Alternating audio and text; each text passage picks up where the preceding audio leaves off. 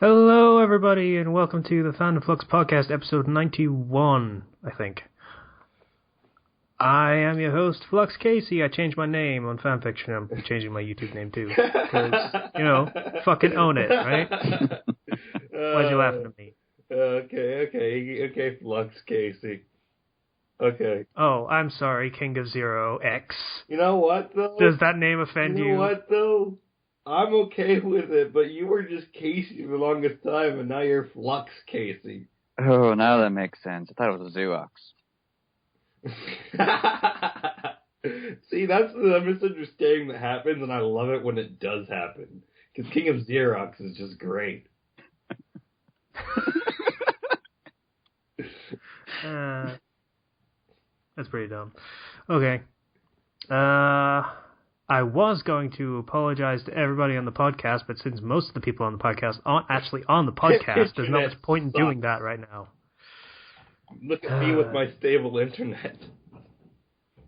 So, this week, because Kenshi said he wasn't going to be on because his internet is just gone right now, we have Arixum on. Hello, Arixum. Hello, everybody. You thought you'd get rid of me, but, well, here I am.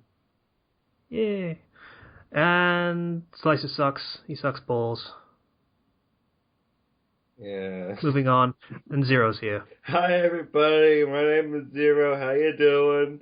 And you can call me the King of Xerox if you want, but I won't copy or print anything for you.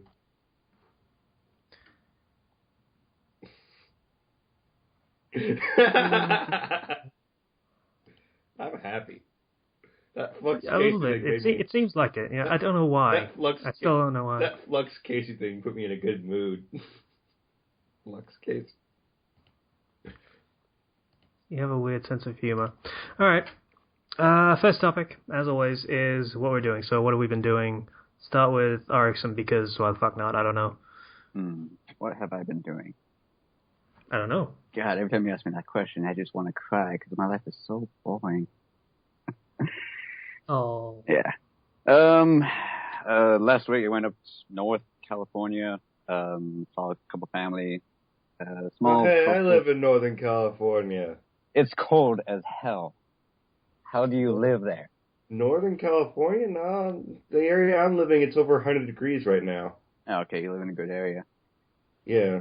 Yeah, my cousin lives in the coastal area, by the beach, a little town called Monterey. Hottest day there was it's like 70 degrees, which is nice, very nice, but it drops down to like 40 degrees in the evening, and my power comes from the sun and heat, so I was dying there. So that was fun. Yeah, like right around Sacramento and near that area where I live, it's over 100 degrees, and I work in a kitchen, so yeah. Stay hydrated. Yeah. Over here, gets 100 During degrees. a water shortage. Zero. What? You're terrible for the environment. I'm sorry. All around. I'm sorry that I'm actually using water for what it was intended for other than watering my plants. Let's see what else I've been doing. Destiny. Prison of Elders DLC came out a while back, so I've been rampaging on that. Mostly ranting and raging, but for a reason Did I that still... ever actually get good? I would never use the word good, but I can't stop playing it for whatever god-awful reason. Oh, it's World of Warcraft again. Oh, I might switch over because I did get Elder Scrolls Online. I've been playing that with a lot of my buddies, all my Destiny friends just totally transferred over to there. We started our own guild, and I was thinking about getting that. Well, I didn't want to. I'm not entirely sold on it yet, though. I didn't want to get it because I played Skyrim from dawn to dawn, and then Other Dawn, yes, and then on, yeah. And so I actually stopped playing because I forced myself to sell it. So Elder Scrolls so far is actually a lot better than Skyrim, which pisses me off.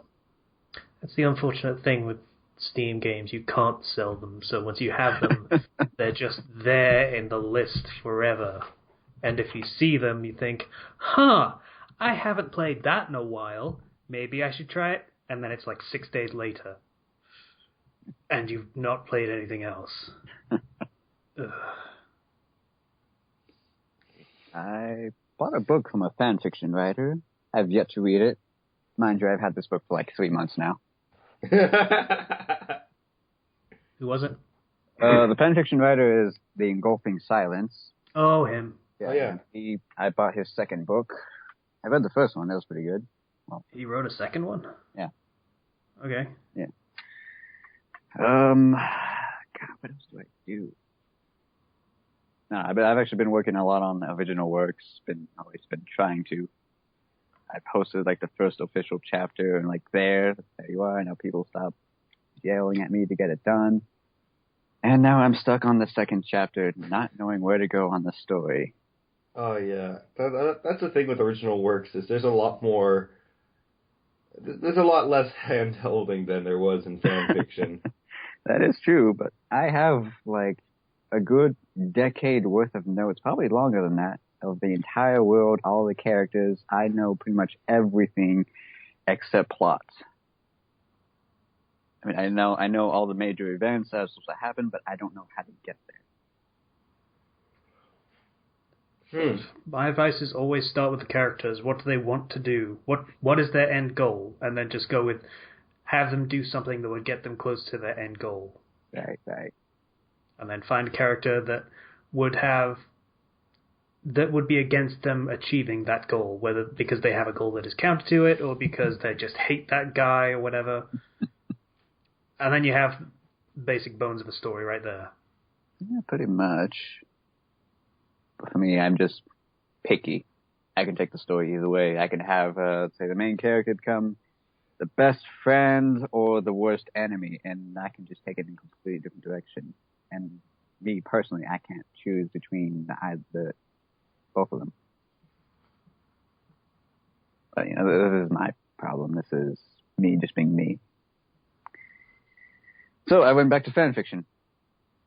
That's kind of what I did. I was writing something original, and I was like, I want to go back to fan fiction right now. This is hard. I don't know, my ultimate goal is to be able to write my own fan fiction. Yeah. Oh, yes. That's my goal. I don't think that counts. That's my goal, too. I want to anonymously go on and write fan fiction for something that I published. And then saying the author knows, oh God, the author was terrible. He got so many things wrong. Exactly. Just keep like bashing rant on the author. And just bashing everything. And at the end of it, the final chapter say, oh yeah, by the way, I'm the author. And then announce it like, or like I go on a press conference, right? And I'm like, oh yeah, and go check out my fan fiction story of my own story. For those of you who don't know, yes, I did write that. Okay. Me and Arx are on the same wavelength here. Yeah, great. There are two of you. It's no, don't say that. Please, don't. Please. I'm offended. I don't want to be not really related to the King of Xerox. Oh God, that's his magic. That his name makes sense now. Copies and paste. He overrides. Oh, now you made it derogatory. See, I was going to make a joke about the Xerox being because you steal your ideas and copy other people and stuff, but that just felt too mean. But apparently Arxam's just okay with going there. Fuck it, man. It's just fucking King of Xerox. Who cares? It's an American thing. British people are too nice for your own good. British people don't have Xerox. That's a fucking brand name. So, yeah. It's an American thing. It is literally an American thing, yes. Let's see, going back to writing fan fiction, I've been writing like 5 stories at a time. I've yet to do anything with my Dark Souls story. I mean, I started working on that. I know, you haven't. Oh, don't worry. Like, I've gotten like so many messages. Hey, when are you going to update this? And, yeah. I haven't gone that far yet, but, you know, I may have been thinking about it. Yeah, well, I'm trying to do the entirety of the Visor arc in the second chapter, and I really just haven't touched it. Mm. And then I've also been working on my Night Angel story. Yeah, that was pretty good. Oh, you read that? Yeah, I'm not at all familiar with the source material, but yeah, it was pretty good. Thank you. It's an interesting concept to work with, so. And my readers want me to do other branch stories. That they want me to do like a spin-off of Ace and Dragoon, and I'm like, do I have time for this? Well, it's fan fiction. Of course I have time for this, but do I want to do this? My readers are just like, okay, the next chapter's not going to come out for a while. We're just going to sit here. I still get people who yell at me to update my other stories that I haven't updated in like almost a year. I have always have somebody coming at me and saying, when are you going to update AGM, which is my my whole big one chapter story that got really popular, Anti-God and Messiah. It was Cameo, yeah, and Persona, and it was one chapter, and it got like hundreds upon hundreds of just favorites, follows, and it's got over 70 reviews for one chapter. Really? And I still haven't updated it. Yeah, Campione is like a cut rate Sekirei, so yeah, I can kind of see where that's coming from. Because like I was trying to get into the world and everything, right? Because I was trying to get more into that so I could do it, and there's just not much there. It just wasn't fun. Trying to read and trying to get more into that, and I was like, I wrote this because I thought this would be a cool idea, and I had intended it to possibly be a one shot. But and maybe more if I liked it and if people liked it. But I really people liked it, but you didn't. Yeah. So.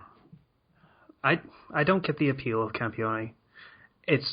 I like the concept. Yeah, the concept is very simple. It's if you can kill a god, you take on their portfolio, you get their powers. And I thought that was cool, and I was like, okay, this is a different ending I could get for Persona 3 if I used the concepts from that. Yeah, so, yeah, that makes sense. You kill Nyx, hey, congratulations, you're now Nyx. Champion was awesome. I like the anime, probably because of the simplicity of it. But when I started reading the light novels, there was no world. I mean, the guy had factions here and there, but he never But there was nothing behind them. Exactly. Yeah, it was nothing. That's why I didn't like the anime. I got like 5 episodes in and I was like, there's nothing to this. And I just didn't care. It's like the stories that I don't update are stories that a lot of them I just don't like or I'm stuck on. Mm. So, yeah. Oh, anything else, Erickson? Just on a finishing note No, actually, I can save that for later. So, yeah, I'm done. Okay. 0. So, I saw Jurassic World. Alright,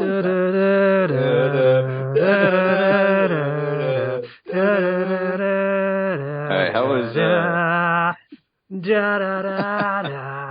Sorry, I'll stop. I have to link something for you guys. I don't know if you guys have seen this video. I can guarantee I haven't if it's about Jurassic World because I don't care. It's about Jurassic Park. But let me... I'll vamp while he's doing it. Alright, so I'm going to post a link for you guys right now. That's Chaos Theory. Those of you watching the recording, please go and watch this right now. Oh, I gotta do the fucking link till, haven't I? Okay, hang on, just a second. Linking. Holy shit, it's a dinosaur. Okay.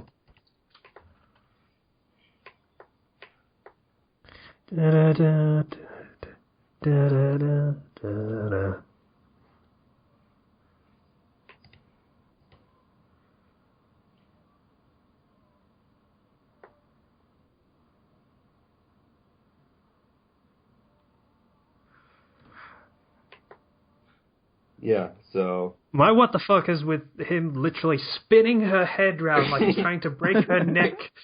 Casey, have you never seen these movies before? I've seen it. I just, when I was like 8. So the song for this, it was originated on like Newgrounds or something, and then there's tons of versions or videos with it. But I was going to see Jurassic Park with my friend, and he gets in the car, and I start playing this as we're driving to Jurassic Park. It was one of the best moments. Like, he's expecting the regular Jurassic Park song because they're going to see Jurassic World, and then these lyrics kick in. We just laughed. But Jurassic World, I really liked it. To be honest, it was a lot better than the sequels, the other sequels that will not be talked about. Like Lost World and Spinosaurus and all these other things. I like the third one. Oh god, the Spinosaurus. The second one was garbage, but I like the third one. Hey, you remember when the little girl saved everyone with her fucking gymnastics? Yeah. I remember and when she says, hey you, to the dinosaur, and it turns to look before she kicks it in the face. Yeah, the telepathy, remember? Yeah, they can talk to dinosaurs now. But they did a very good job of, and because there's 20 years that passed of, this park being open up and dinosaurs being around, and everything's been safe for 20 years. Safe. In Jurassic Park 3, the fucking pterodactyls were emigrating from the island, so... Yeah, but remember, in Jurassic Park, they're supposed to die if they don't get the right nutrients and whatnot in their food. Well, there's a lot of food available. No, the right nutrients, they put a chemical in their food. Oh. So if they don't get that, specifically from the scientists, they would die after a matter of not being able to get that. Well, that ending for Jurassic Park 3 is not quite so magical, even considering how not magical it was by, dinosaurs are now roaming free over the world. But the premise is that they finally succeeded with the theme park. They have a whole bunch of companies backing them. You got the Samsung whole station, you got Starbucks and everything, and people are bored. It's now basically going to the zoo. It's been open for kind of great. It's been open for 20 years, and there's a kid. He goes with his younger brother, and they're going to look at dinosaurs. Kid's all excited. He's looking at his phone. These are dinosaurs, and so it really drives home. Hey, we need something more exciting, more teeth, and that's where things go wrong. It's overall really good. It's executed really well, and I like the way it's done. I like the characters. Surprisingly, the kid characters were not anywhere near annoying as as a lot of the other, and basically all the other kid characters. In what? In the first, the third. The first ones weren't that annoying. They weren't that annoying, but you remember the girl that was a hacker? Yeah, that was kind of... It's the Linux system. I know this. Yeah, that wasn't great. And they had the fucking a virtual reality world thing for the file system, because that's what computers look like, right, guys? Yeah. It's just... It was done very well. They really drove home the idea of this could be a modern thing, like going to SeaWorld, where there's a part where there's a gigantic ocean dinosaur that they're feeding great white sharks to. It's doing tricks and flips. That would be cool. And then afterwards, the seats go beneath the water level, and they have a glass thing so they can see the dinosaur. And it's really cool. I could see this as an actual theme park, and it'd be really awesome. But it'd be awesome for the first few years. It'd be all crazy, and then people would just not give a fuck. And now it's just commonplace, and people don't care. And I really like the execution of that. I really like the characters, and it's a good movie. And I believe Kenshi said in the comments that he and his friends could not handle that ending. I'm not going to spoil it, but the ending is just fantastic. It is great. Just the ending alone made me love that movie. Alright, so I've heard different impressions of it. I've heard it's totally awesome and it sucks. it drops the pseudo horror that it really had. Like for most of it, it's a lot more action focused, and I appreciate that. Right. Because dinosaurs, they're awesome.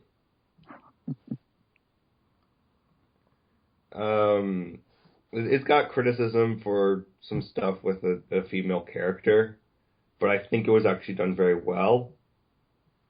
I'm not going to go into detail on it because I don't want to spoil anything, but moving on, E3 happened. Oh, yeah, dude. Oh, yeah. Slicer wanted to talk about it, but that's his fucking loss, dumbass. Since Slicer's not here, we're gonna talk about it a little bit. Maybe he can give us impressions later. Oh, wait, he's in the chat. He's in the chat. This is perfect. Add to call, motherfucker. Add people to the call. No, wait, let's finish this stuff before he comes in. Oh, he's here. He's joining. Almost. Come on. Come on, Slicer, you can do it. We believe in you. Whether we believe he can. I believe in the me that believes in you. I don't believe in either of those things, but okay. Alright, that's something I did this week. I binge watched all of the English version, anyways, of Assassination Classroom. Oh. Yeah. Surprised how funny it was. I had laughed at how his Naruto impression. Assassination Classroom's very fun. I was reading the manga of that for a while. Is it much further than the anime? I like the anime a lot better because it's a lot more clear on which characters are which. Oh, okay. Even though you don't get really that confused, but the color really helps, especially with how Sensei, Unkillable Sensei, keeps changing his color and everything, which it helps to illustrate that better in actual color. Okay, yay, Slicer! Hello, Slicer. I recognize he joined because of the background noise. Yeah. And yet he's still silent. No, silent Slicer. Check your volume. I made the same mistake. Is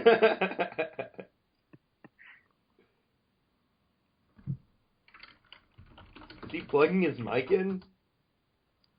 I hope so.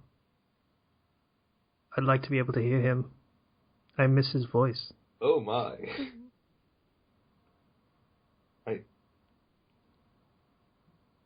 I'm actually kind of upset Kenshi isn't here. Yeah. Slicey. There we go. Yeah, that was weird. Yay! Hello. Hello. Hello. Casey missed Hello. you. Yeah, he did. You have a fan on in the background. Turn it off, you scrub. Hello? Yeah, what? You have a fan on in the background. Slicer! Yes? Turn your fan off. Okay. It's my air conditioner, but sure, 1 second. There. Much better. I think he just turned off his mic while he's doing it. Professionalism. Yeah. Not really. Okay, there we go. Yay! Came in right as we were about to talk about E3. Yay! Awesome. So, fucking Fallout 4, holy fucking shit. Yeah. I have notes. I need to find my notes. Fallout 4. Okay. My notes are basically everything I said while I was basically live chatting with Slicer while the thing was going on. You know, I never actually played any of the Fallout games. You should play Fallout New Vegas. Yeah. Yes, New Vegas is the one to go with. But you should play Fallout for comparison. PlayStation 3? Yes. Alright. It's probably for PC recommend and Xbox PC. One as well. Yeah. PC would be the primary one you would want to get if you had the choice, but PS3 is also an option, yes. I do not have the choice. My little computer is like a $200 tablet. Oh well.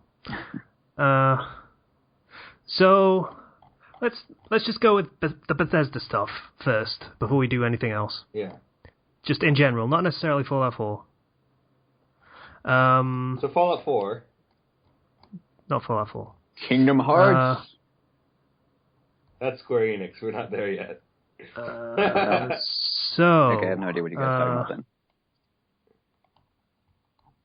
Alright, I was bitching for a long time about the fucking presenters that came on at the beginning. I think it was Adam Sessler and some other woman that I don't remember the name of. Remember when Adam Sessler was on G4?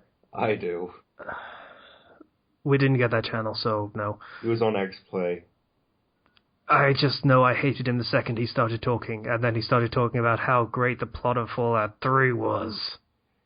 You know what? It's his job. He gets paid to do it. He was unemployed after they canceled X-Play and then G4, the entire gaming channel. It's... By the time they canceled it, it was just Cops 24/7. So yeah, they were just showing Cops because they had no other programs. So first things first, Bethesda talked about fucking Doom, the Doom reboot. Yeah, I've heard a lot of criticism of that. I liked it, to be honest with you. Because what they've done is they've basically gone back to how the original Doom was for the most part. Well, it's obviously not like, oh, you can't even aim on the Y-axis at all.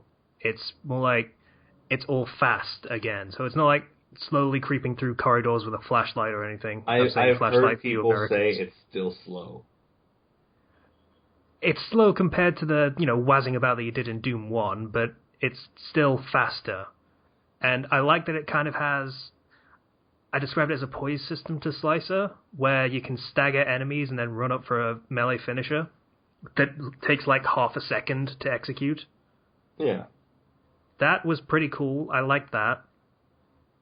There seems to be a lot more platforming in it for whatever reason. I'm not entirely sure of that. But I don't know. I like the look of it. Well, the look of it was a bit generic, Well, Doom wasn't exactly groundbreaking as far as visuals go either, but it didn't look great. But it looked like it played well. So that might just be me. Zero, you said you didn't like it. I didn't say I didn't like it. Just those criticisms I was hearing.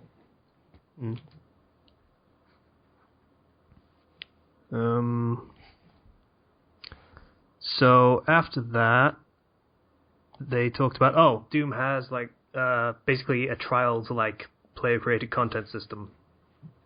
So you can make levels and basically there are preset maps that you can just lock into place and such things. Yeah. Which was a cool concept. They're absolutely right that the Doom modders are still kind of insane to this day. Yeah. They did total conversions of Doom way back in the day, had Hexa or something like that, where there was a magic version of Doom. It was really weird. They made all sorts of things back in the day. They're still going, so... It sounds like the system they had in place for making maps and time splitters.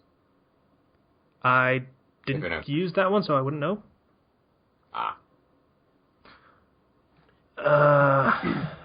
Then they talked about what great plans they had for their platform. They're making a Uplay or Origin, or probably more accurately, a Battle.net. Yeah, I don't care about that. Neither do I, except for the fact that it's going to be terrible, especially if they try and come off of Steam. Yeah, no. I'm just gonna play what games I want. I'm not gonna play it on their thing at all. If I can avoid it, and I know I can avoid it. Yeah. Then they talked about a Team Fortress knockoff that I don't give a shit about. There was a trailer. That was about all they said about it. I don't even remember the name.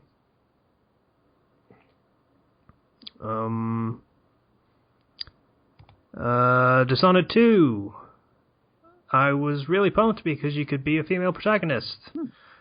That was a good game. Except it's just you can be the female protagonist or you can be the guy from the first game. I thought he died. No. No. In the bad ending, he did. In both endings he did, but, it was 30 or 40 years after the end of the game. A long time. It's like, oh, you were a guiding influence over the princess or whatever she was called. Whether, she was a murderous, crazy person or she was pretty princess, gumdrops and rainbows and shit. I don't know. I got the gumdrops and rainbows ending. I got neither because I got bored after the second level. I got the murderous bitch.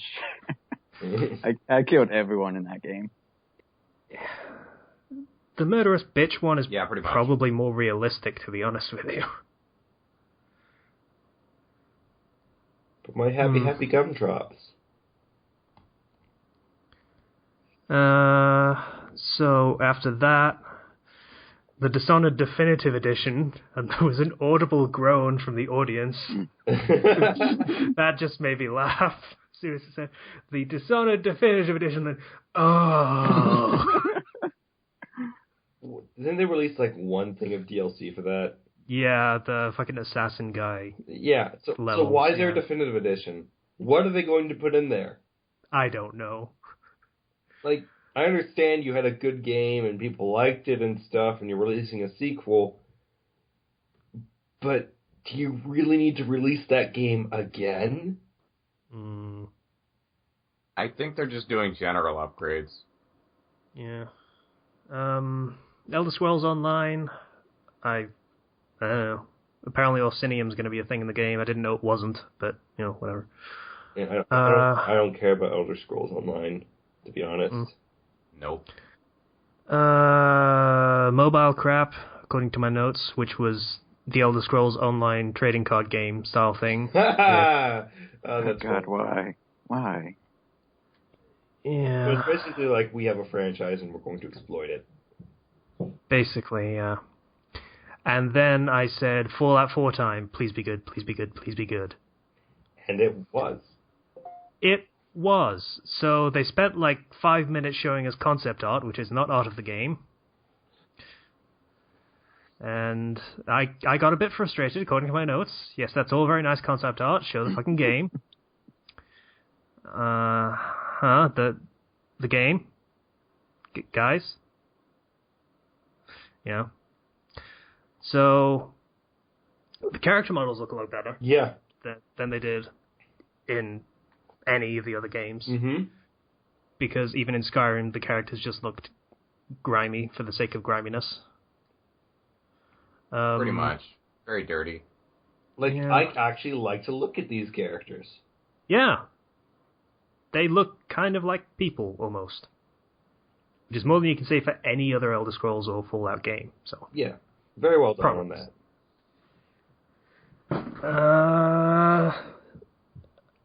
I'm still not entirely clear on who you play as.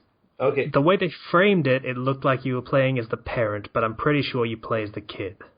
No, you play as the parent. No, because they make a big deal of, hey, you can name the child, and it will call you by the name. They added thousands of names that it will actually say in dialogue. I'm pretty sure your child will show up again, but you make the parent in the beginning. I'm 90% certain and then you just end up looking like the parent that you chose. And then you go in cryo sleep, and you're asleep for 200 years, and you're the parent, and your wife and child are missing. I'm going to stand by it and say it's the kid, and everyone else died, and you just, you're practically a blank slate. Well, the robot also recognizes you. It's a robot. It probably scans you. You're really definitively going on there, even though when they were playing again, they were playing as the same default male in the beginning as the parent. I don't want this to be a story about, hey, revenge because they killed my family and shit. It's not about revenge because everybody else who would possibly have killed your family is dead. Unless someone broke into the vault or something. I'm going to say you're not playing as a kid, but your kid's going to be important in some way. This is Bethesda. They're going to write a shitty plot. I know it. So that's why I'm saying you're not playing as the kid. Okay, so, voice protagonist. Yeah. Is a thing. The voice is not that bad. I'm kind of ambivalent on it. To be honest, I've played enough games with a voice protagonist now, like Dragon Age Inquisition and Mass Effect. That it's to the point right now that I'm just, it's okay. I really don't have any opinion on it. It takes a little bit away from the immersion of I am this character. Because I never really had that to begin with, so the voice is fine. Okay. You may or may not be forced to take the dog. You can also shoot the dog, so there's that. No, you can't. The dog is immortal. No! Confirmed. No! You can send it away, though. Possibly. I haven't heard that, but I was pretty sure when I saw right. in the options that you could send it away from when they were talking to it. I really hope so, because I never liked the dog in those games. Sorry, people that like dog meat. I don't give a shit about dog meat. Yeah, I don't. Or Rex from New Vegas. The AI for dog meat and Rex were just horrible. And if they do a better job of it, then I might consider him, but if it's between him and the robot, I'm going to pick the robot. There are many games on the Pip-Boy. You guys played the first 2 Fallouts? I played, yeah, a little bit. I didn't get very far. Yeah. Dogmeat was awesome in those 2. Like, super overpowered. But, yeah, in Fallout 3 in New Vegas, he's not very good. But the dog characters, rather, were not very good. Okay, they are making a Fallout phone game. Well, they made a Fallout phone game, which is running your own vault, which looks awesome, and I wish was on Android or I could find on PC, because apparently it's coming out for that. But since I don't have an iPhone or any iCrap, then I can't. So I'm waiting on that. I have an iPhone right here. Let me go look at the App Store. It's free, so, you get it if you want it. Store. I'm going to look at it, I'm not going to download it. It was very strange that they said it was inspired by Progress Quest. I don't know if anyone's actually seen Progress Quest before. I've never heard of it. Basically, it was a progress bar framed with RPG tropes. So a progress bar would fill and you would get loot, which would basically just be text of item of iteminess, and then the progress bar would fill again. And you would get item of iteminess +1, and such things. That's literally all it was. So... Sounds like such a fantastic game. Let's look at the... It wasn't really meant to be a game, it was supposed to be a joke. Based on, like, World of Warcraft and that kind of thing. I don't know what that says that it inspired their development process. People seem to like this from the reviews. I do wish that your people would not stop producing right away. Instead, they should be able to store a bunch before they stop producing. That's what's 4 out of 5 stars. It's pretty good, I guess. I don't really like those super micromanaging type games, personally. Yeah. Because I'm very ADD when it comes to things.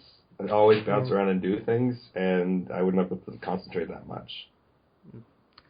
So, quote of the day was, of course, as Overseer, you get to name all the babies. Of course. I thought that was great. So, back to Fallout 4, because apparently they took a break from demoing Fallout 4 for the sake of that phone game. Not entirely sure why. But you can rebuild the world and rebuild your weapons and gear.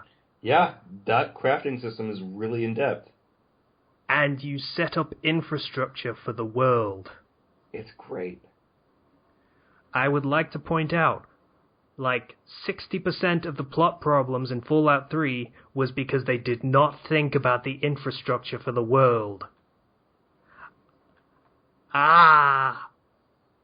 This makes me happy and hopeful. I want this to be good. I so very want this to be a good game. You can also make power armor with jetpacks. Please be a good game, Fallout 4. I can guarantee. Don't break my heart again. It seems like it will play good, and that's all that I'm really caring about at the moment. I don't have too high hopes for the story. Yeah. Well, that's what mods are for. Yeah. I hope. All right.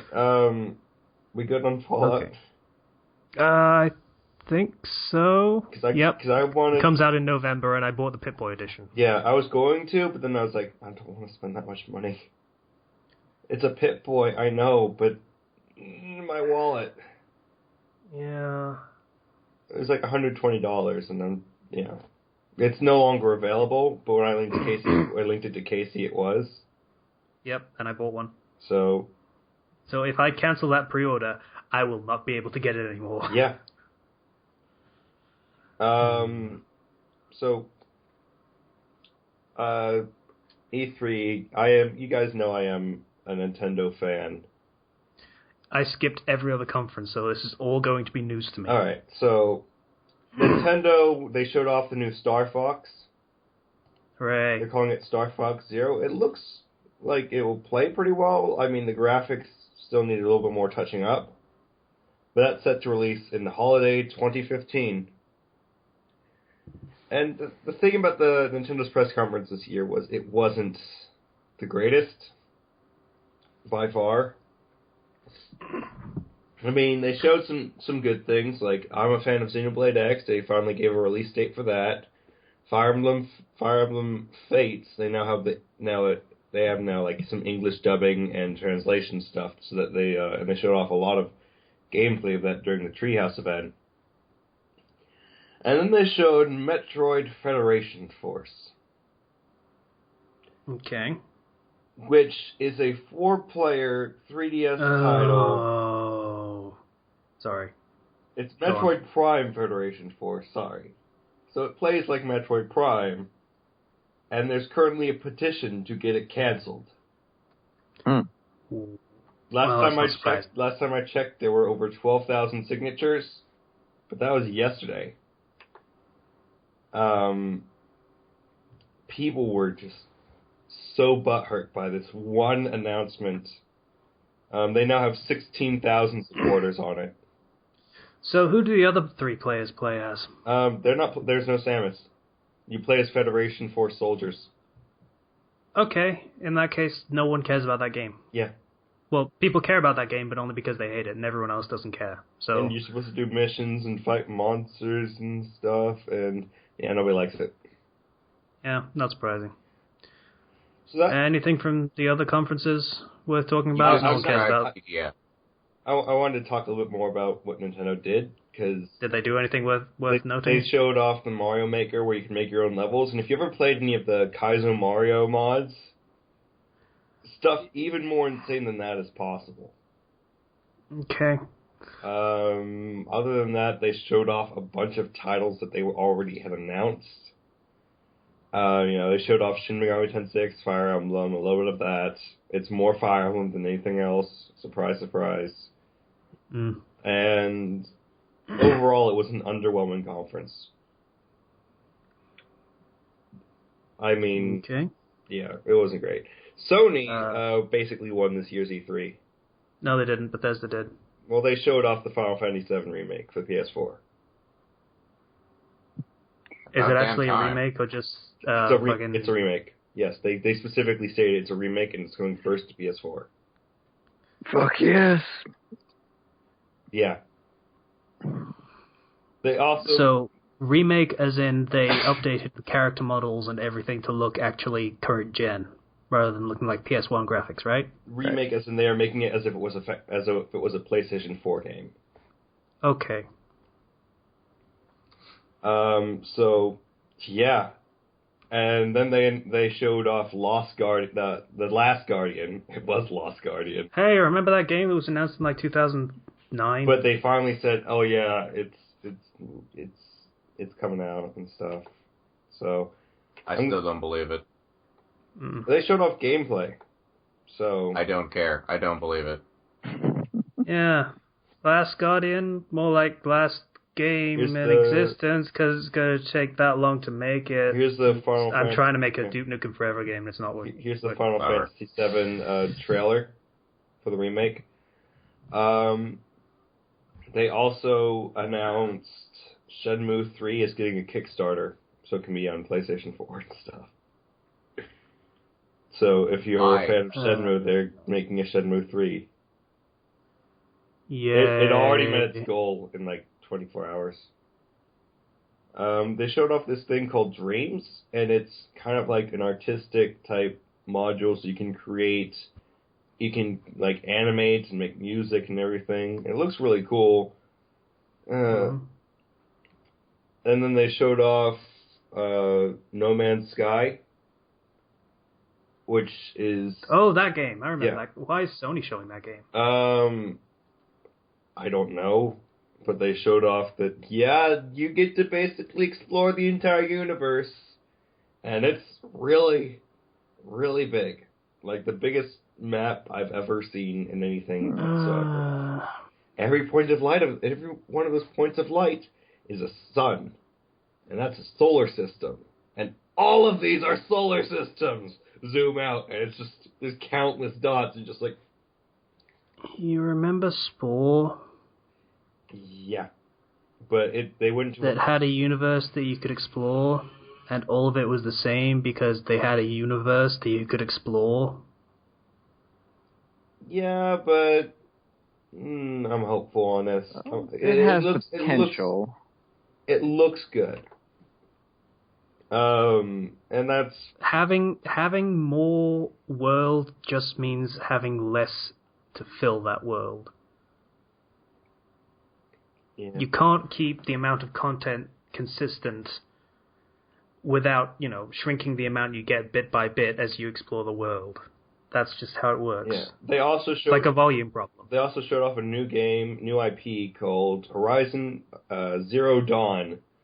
And think of it as post-apocalypse, and you now have new Native Americans versus giant robotic dinosaurs and stuff like that. They're robots, essentially, and you have to go and hunt them and stuff. And it looks really cool. Like, I'm not explaining it probably very well, but the gameplay on it looks very fun.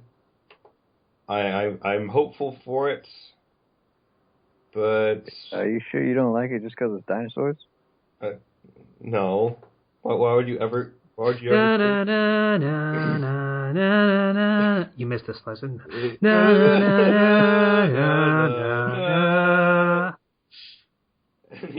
Anyway. They showed off the new Hitman, which is just called Hitman.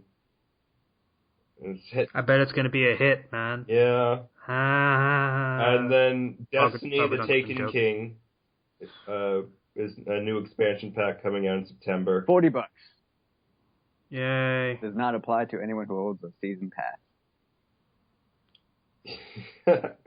So basically buy the season pass is what you're saying? No, I'm saying it's $40 by itself, and it does not apply to the season pass, which I already have. Oh, so you cannot get it just because you have the season pass. Yeah. You have to pay extra. Huh. Then they, Why Activision, ladies and gentlemen. At all? For the 2 DLC that came out before, so you save like $10. Yay. I get that. I mean, what the point of the season pass is you don't have to worry about buying all the individual DLC, and you do save a little bit of money. Right. That was the point of it, but then they lose out on money. So, going onward, Sony also talked about TV, which nobody cared about. Call of Duty is now first on PS4. No one cares. And then they showed Star Wars Battlefront. And some people probably care. I do care about that. So I was excited for that. And then they showed Uncharted 4. And there were technical difficulties. Okay, they start the first cutscene, and they go to the character, and he just is just standing still for like 20 seconds. And it was like, is the character going to move? And then they had to restart the thing over again. And it was the greatest thing. Was he in the T pose? No. He was just like, nope. It's like somebody was supposed to pick up the controller and control him, but nobody did. Attendance says someone in the audience shouted, "Live demo, folks!" or something. That always happens. Anything else of note? Let's make this quick because it's taking too long. Yeah, sorry. Xbox announced they were doing a HoloLens thing where you could see holograms and play games on any surface, and that was about it. There was hype from them. There was a Gears of War, but I don't really care about that. No one cares. And then Square Enix announced showed Star Ocean 5, which I was really hyped about. Oh, nobody cares. I really like Star Ocean 5. No. And then they showed Cage 3, and they said Darkness, I believe, it was either Darkness one time and Light 3 times, or the other way around, in the first 30 seconds of it. Of just darkness, darkness, darkness, light. It's just in the first 30 seconds. And the gameplay in Cage 3 looks really smooth and really good, and I like it. I never heard of Cage 102, so I don't care. Nobody plays Cage with the story. It's Kingdom Hearts I'm talking about, so. Kingdom Hearts 3. Yeah, nobody cares anymore. Yes. That's not... Kingdom Hearts, just call it by its fucking name. You literally said Cage. KH, sorry. I'm talking fast because you want me to talk fast. So Kingdom Hearts 3, they said darkness, darkness, darkness, light. First 30 seconds, basically, of just two people talking and playing chess. Uh-huh. And they go into the world of Tangled and stuff and other things, and I don't really care about Tangled. So they're basically going into the films nobody cares about. Great. But, moving on. Side notes, I would really love that chess set. Yeah, the chess set they use in that. It was pretty nice. It was nice.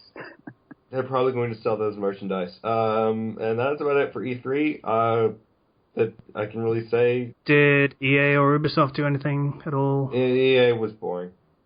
Ubisoft showed, like, the most important thing that came out of Ubisoft, because nobody cares about Assassin's Creed anymore, was Yarny.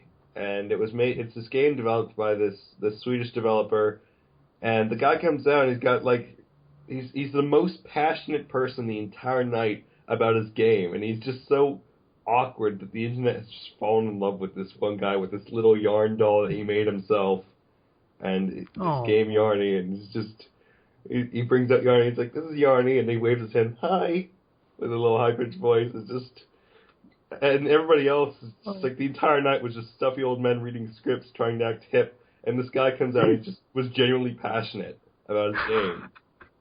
So great. It's literally a light shining on how fucking pointless the fucking AAA world is and how indies are actually doing everything, so it's great. I like that. I appreciate it. Yeah, and there's actually, like, fan art of this guy now. That's how loved he is. Yeah. Good. Okay. So that's E3. Yeah, that's E3. Yay. Final thing to conclude what I did this week, aside from watching E3. Oh, that's right. We're still talking about that. Yeah, we were. E3 was basically my week, other than I had to give a presentation in communication class, and we had to bring 3 objects that were important to our self-concept, and I brought in my KFC hat as one of those. This is my life. I'm just God, this is my life. It's my dad does it. I do it. It's like I've got flour in my blood. But yeah, I brought my KFC hat, and I brought in a mask I got from the Oregon Shakespeare Festival a while back, and my Bible, and one guy, the guy who signed him up. The reason I want to talk about this though is I'm taking this summer class at a community college. I usually go to a state college, so I'm used to higher standards and everything. So I go in there. There's a list where you can sign up where you want to go. Guy signs up first. Right? This one guy signs up first. He goes up to the front of the class. He's like, oh, yeah, I didn't bring my 3 items I was supposed to bring. My first item, I can only think of 2 of those, so I'll just make up the 3rd one. First one's like my beanie, and I would normally always wear that, but I'm not wearing it today. Great. And then, like, the 3rd one is my pack of cigarettes, because, like, stress and everything. It helps me not be stressed. And I'm just like, this is a self-concept assignment. This is very depressing. You're supposed to, how it affects your self-concept and interpersonal communication.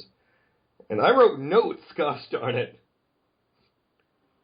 So it was a little bit depressing, especially when one guy came up and said, I have all my 3 items on me, and then proceeded to say how one of his items was related to his addiction, and addiction isn't bad, and drug dealers are smart too. Wow. And yeah. So that's community college. Don't ever go there. Was one of his self-identification items a dunce cap by chance? No. But it was, he's like, oh yeah, and I've got this one item, and like, it's religious, but it's not religious. It represents how how I believe we should all like make our own God inside ourselves. And then this next item is my rosary, and I know it kind of contradicts what I just said, but like my brother gave it to me, and so I wear it.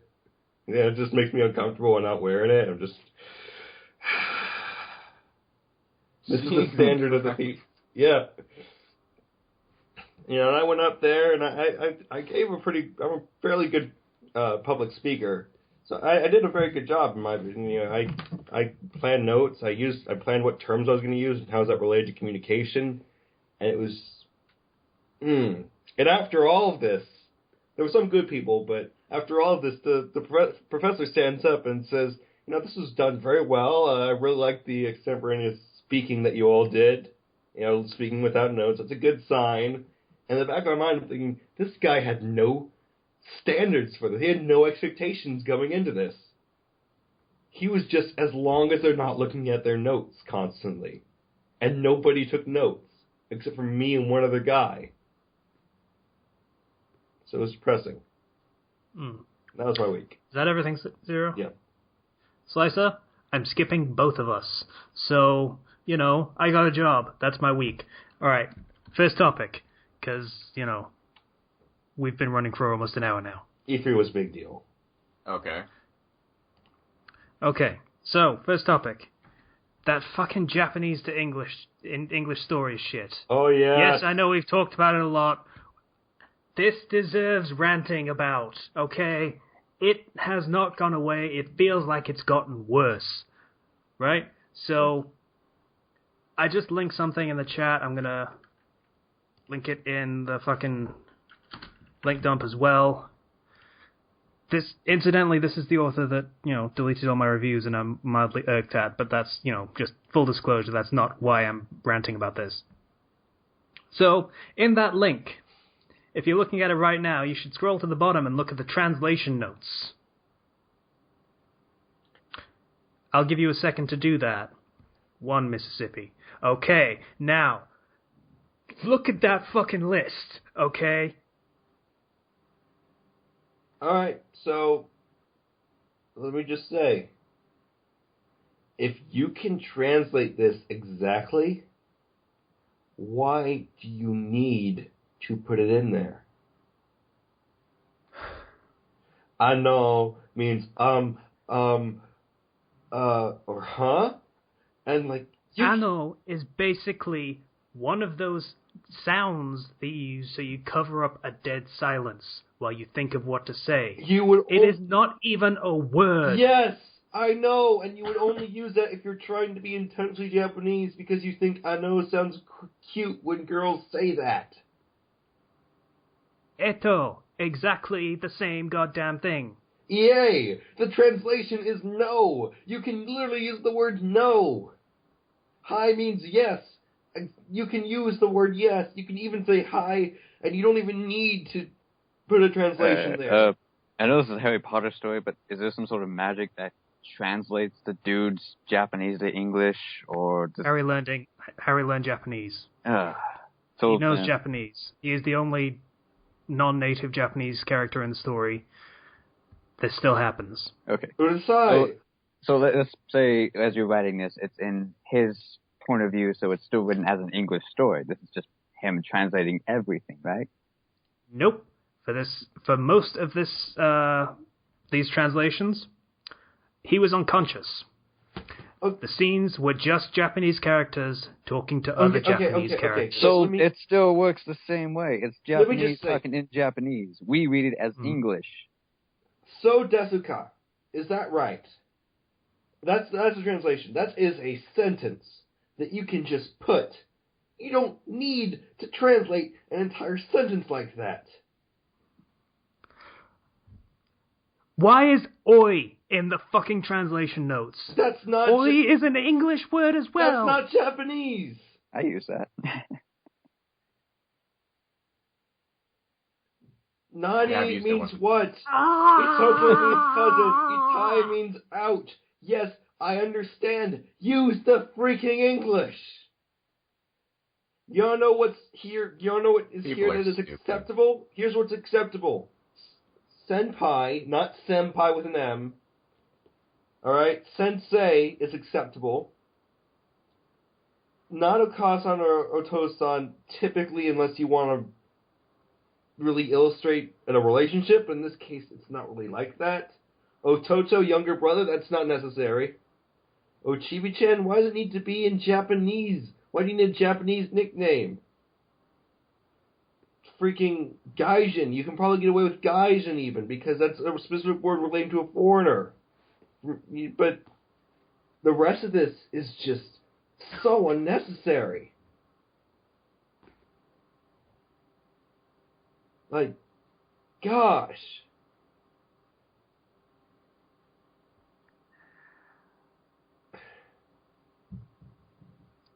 So, to clarify, this stuff needs to go away. Yes, it does. I'll admit, I do something like this in some of my stories, but not to this extent. Yeah, a little bit allowed for referring to people like sensei, senpai, or even Ojo-sama is fine, in that it shows respect, and it's better than saying mistress. You know, some of these words I would still use, mostly because the characters have some sort of, let's say, a translation spell or something of the sorts, and not everything can be directly translated to English. Let's say, I think Rius would be like a bucho, which they would still hear bucho for whatever god of reason, instead of hearing class president or yeah, bucho. Like in that we're so used to hearing her called bucho that it's kind of like a second name. But it's a title. No, it's actually a title. Yeah. Specifically set it's like by the president of the company or something like that. Yeah. And I can understand that decision, but Eto, let me see. Eto is basically no, there's no need for that. And if the fact that you have all this means that you use all of this in the first chapter. Sure. The second chapter. Why is that there? I know we've gone over this, but that's basically like Shinji going, you know, it's a noise you make. It's tutting. That's what that is. It's effectively tutting with a Japanese twist on it. See, sounds I could understand. Maybe honorifics. Honorifics, okay. You could, most of the time you'll get away with honorifics. You can usually do that because that's used to represent relationships, and in certain settings it can be done pretty well. But it's not always required. If it's basically a shortcut to defining relationships between characters. That's what that is. Yeah. It can be used. I think it can be a little bit lazy sometimes to rely on that rather than doing it through, telling the story. I think they should use it if it's in a Japanese setting. I mean, it is their culture. Yeah. Like I use honorifics, but I spend a lot of time developing the character relationships too and changing the honorifics to reflect that. But this is all this I would try to keep in Japan for Japan characters. I do have characters that come from all over the world. They don't know what the hell is going on sometimes, so they'll use English customs and this is a story written in English. Write it in English. Yes. I understand if you want to keep a little bit of the cultural stuff in there and use honorifics, that's fine. But when you have yes and no in their Japanese formats and translated at the bottom, you've gone too far. This is him polishing his little second grade trophy saying, I know some Japanese words. That's exactly what I was about to say. Look at all of the Japanese words I know. And I'm going Question is, can he form a sentence in Japanese? I'm going to be taking... Yeah. So desu ka. That's a sentence. So desu ka. This is anime. These are anime words. I can tell you right now, every single one of these words this person got from anime. Yep. Pretty much. Mm-hmm. And I'm going to be taking Japanese next semester. I'm going to be taking that as an actual class. And incidentally, Japanese people can recognize people that learned how to speak Japanese from watching anime. Because that's not how they actually talk. It's like if you talk like a cartoon character in American cartoons. You sound really cheesy. Pretty much. And it's basically how you come off with this. And when I do learn Japanese, I'm just going to start tearing apart some stuff like this. I don't like it. It's disrespectful. It's pointless. It's showy. It's flashy. It's polishing your own self-esteem. I don't like it. I'd call it stupid more than I would offensive. Yeah, don't do it, please.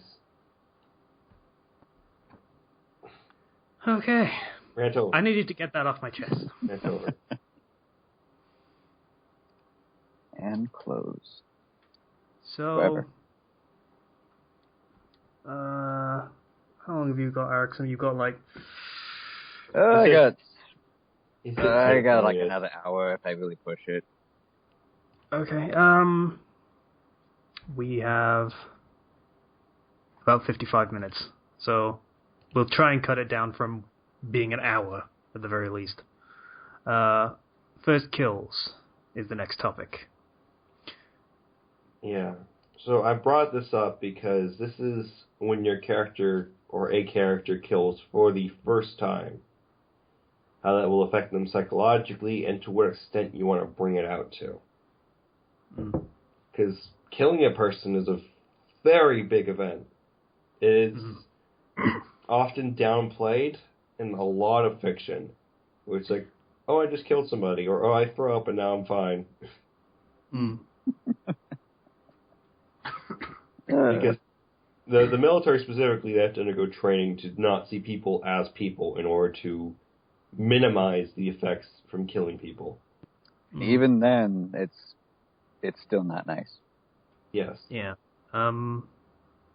When I started writing Life of a Ninja, way back when, because this was like 4 years ago now at this point. 3 probably.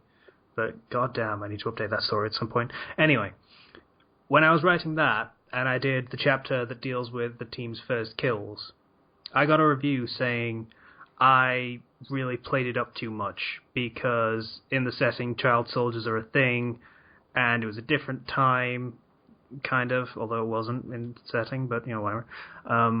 So they should not be this affected by killing someone.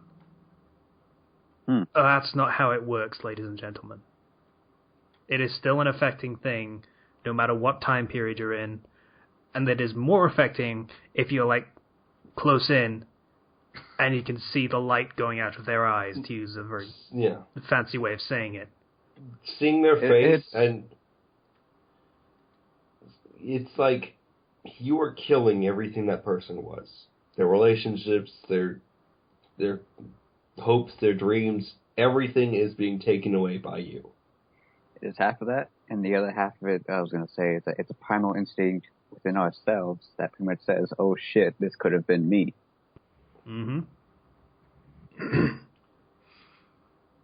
It's very, very harsh to deal with, and you feel like if you feel good after killing somebody, there is something significantly wrong with you,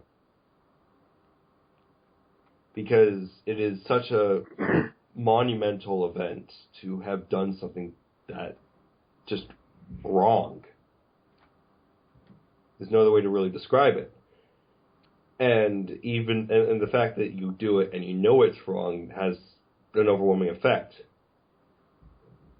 To the point where it's very traumatizing. Characters may even have nightmares just from killing their first person. And probably will still continue to have nightmares for the rest of their lives. So I've seen a lot of people downplay it, because in order for the stories to actually move on, you kind of have to an extent. That is why I'm willing to accept it being downplayed, because in stories like this, it's usually in Naruto stories, because they kill a lot of people. If they angsted about every one, the story would go nowhere. Yeah. I basically did that. I had the first kills happen, and then I skipped a significant amount of time. The whole it gets easier argument. If you just get bogged down by that, you are writing a very specific style of story. Yes. But the first kill is always going to be the most important, because you know you can't go back. And the reason why I wanted to talk about this is because I might be writing a first kill in one of my stories. Spoilers. Yeah. Well, it's not going to be... I think it was in the book, one of the Night Angel stories. The main character explains when taking a life, and you get to see who you really are as the murderer, and you get to see what person the debtor is. You see your true self, you see their true self. You pretty much peer into each other's souls as... Not to make light of this, but the debtor? Yes, the debtor. Okay. As in the person is dead. Mm-hmm. Go ahead. Shit, I lost my place. Sorry. That was you're saying you get to see who they really are, and they'll see who you really are. Yes. Such things, and you see who you really are. Yes. Is where you were. Pretty much. It's a profound moment of insight of just when that happens, and I was considering doing something like this. Part of me wants to avoid this however possible, because you just can't go back from it. And it will affect your character in a profound way. And that's not always good. It also depends on how you want to take this story. Do you want him to live with this? Do you want to be crippled by this? Do you want to be strengthened by this? How is it going to affect him in the end? I'd like to give a shout out to Mr. Zote, as I often seem to do, for his method of dealing with this in With This Ring, where the protagonist self-insert character decides to go with a very, you could say, excessive method to deal with Clayface, one of Batman's many villains. Basically bakes him alive. Because that was pretty much the only way to deal with him. The team was just using blunt force over and over again, even though it was clearly not doing anything. So he took matters into his own hands and came up with an idea to defeat him. And it baked him alive. Baked clay. It works, yeah. I guess, yeah. Yeah, that does work. So, realizing he just killed a man, and that he works for the Justice League, there could be some problems with that. Above and beyond, holy shit, I just killed a man. Holy shit, all of the biggest superheroes in the world are going to be after my head right now. Yeah. So, basically, he decides, I just killed a man. In the eyes of the Justice League and all of my favorite heroes, I am now a villain. I'ma fucking own it. And then he goes and tries to kill the fucking League of Shadows. All of them. He puts a bullet through Ra's al Ghul's head. Wow. So, damn. Yeah. That's Everyone deals with their first kills differently. Yeah. Well, a lot of people deal with their first kills differently. Some people will actually go insane from it. They will see, wow, I just ended someone's life. Everything that this person was and everyone that they cared about, I just changed that irrevocably and erased this person's existence. This is so empowering. Yeah. I could do this over and over again. No one could stop me. I never showed it in my stories, but for my version of Issei, when he took his first kill, he didn't have anyone to lean on. He was by himself, and he was totally freaking the hell out, saying it over and over, like, oh shit, I just killed someone over and over again. He was really, really messed up for like a long time.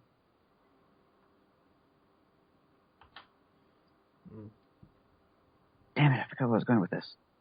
I don't know. I don't know either. I think I'm just hungry. I don't remember. So anyways, yeah, everyone reacts differently. So as a anecdote aborted. As a fan fiction writer, these are characters that have already been made that you're dealing with. These are characters that people recognize. These are characters that you know. Yes. So you should have some idea of how they might react based on what you know about them from canon. Yeah, what you know about them, how you think they can deal with it, and if they've done a kill in the canon material and you're writing the first kill, you have a guideline there for you. But if you don't, then you kind of have to gather it up from what you know of the character and what you've written of the character so far to try to make it make sense. But again, it's a little bit of a toss-up at times. Don't downplay it too much, I'd say.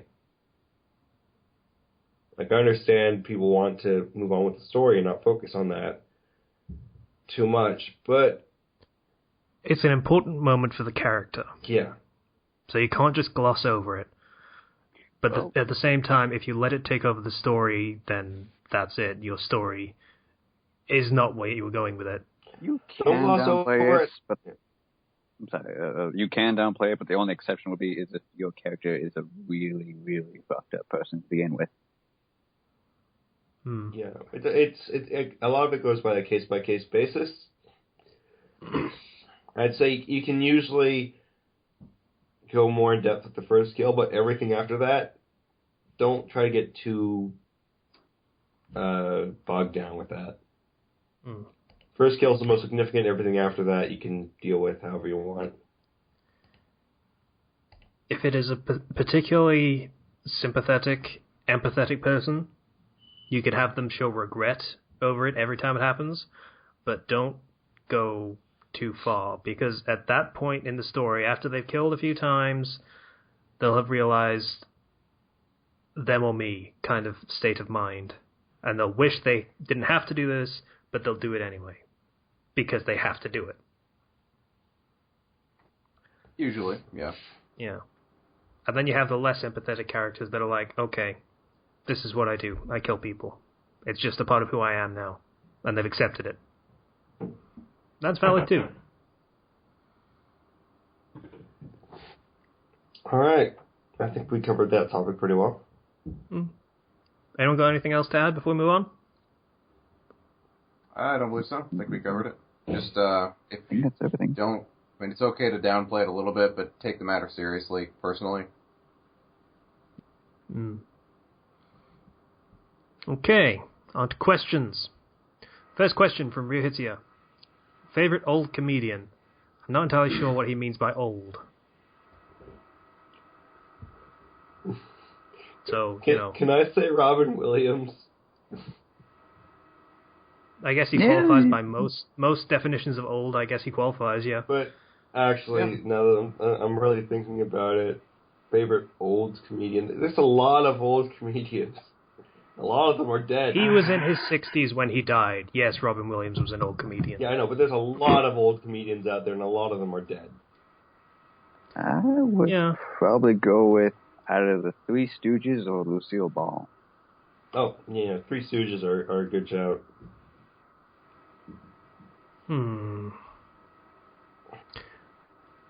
I would say a British comedian, but I don't actually know that many old British comedians because most of them were a bit rubbish. Billy Connolly was alright, I guess. I wasn't a big fan, though.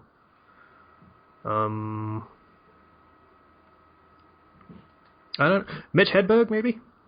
He was good. Can't remember. The one guy from Groundhog Day. Bill Murray? Bill Murray? No, not Bill Murray. The other guy. I don't know any other character from Groundhog Day. I'm gonna go look up his name because I know who this guy is. I really like him, but cannot remember. Not Groundhog Day. It wasn't Groundhog Day. It was another. It was another movie. Another movie. There was a groundhog in that movie though. Okay. Caddyshack? Caddyshack. Yes. Thank you. That was also Bill Murray. Yeah, but it wasn't Bill Murray. The old guy who has a lot of The old guy. Oh. One of the old guys. I know that guy. Damn it. I just saw the movie where he goes back to college. Okay. Wouldn't be... No, it wouldn't be George Carlin, surely.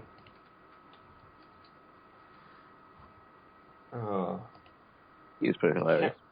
I can't remember any names. Well. Yeah, I'm gonna go with Mitch Hedberg. And...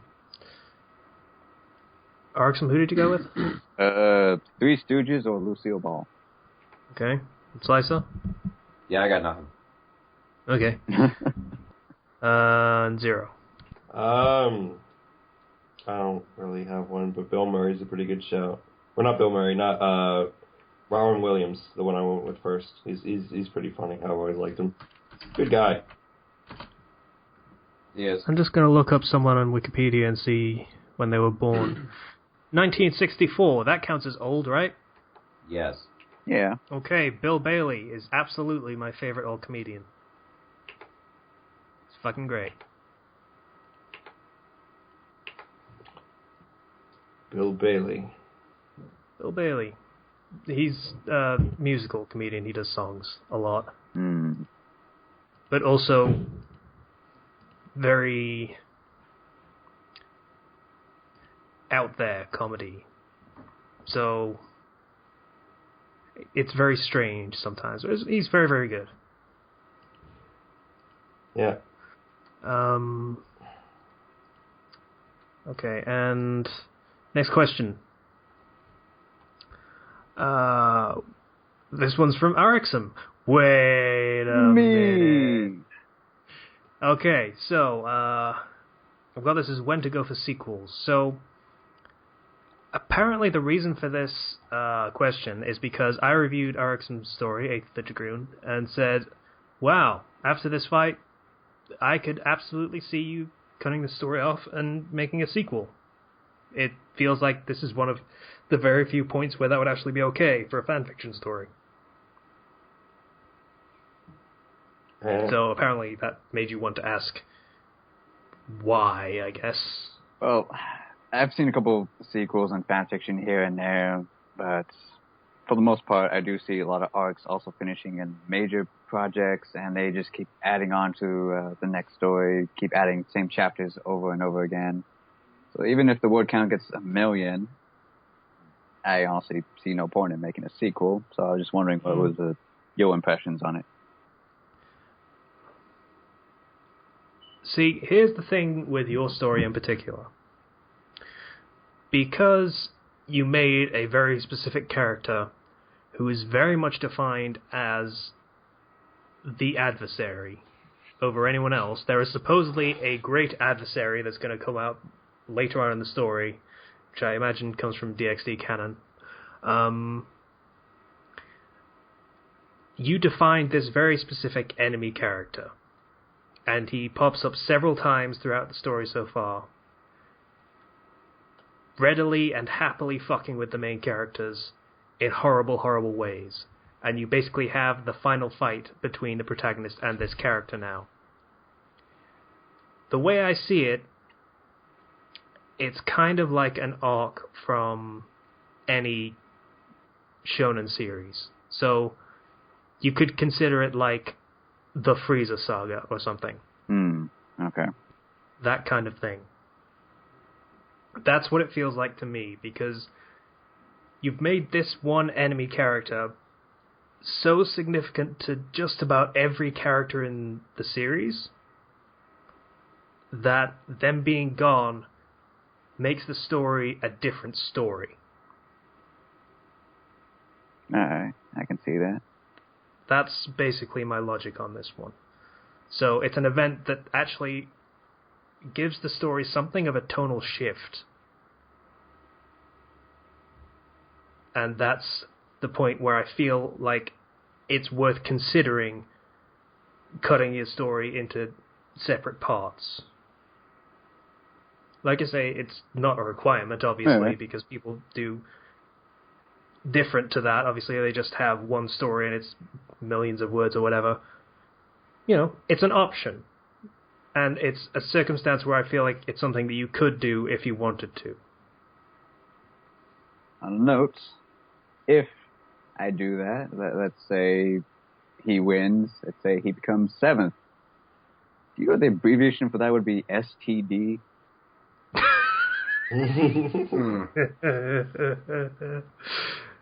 It's kind of an appropriate title, in fairness. He's going to get plenty of those. It's one at some point, yeah.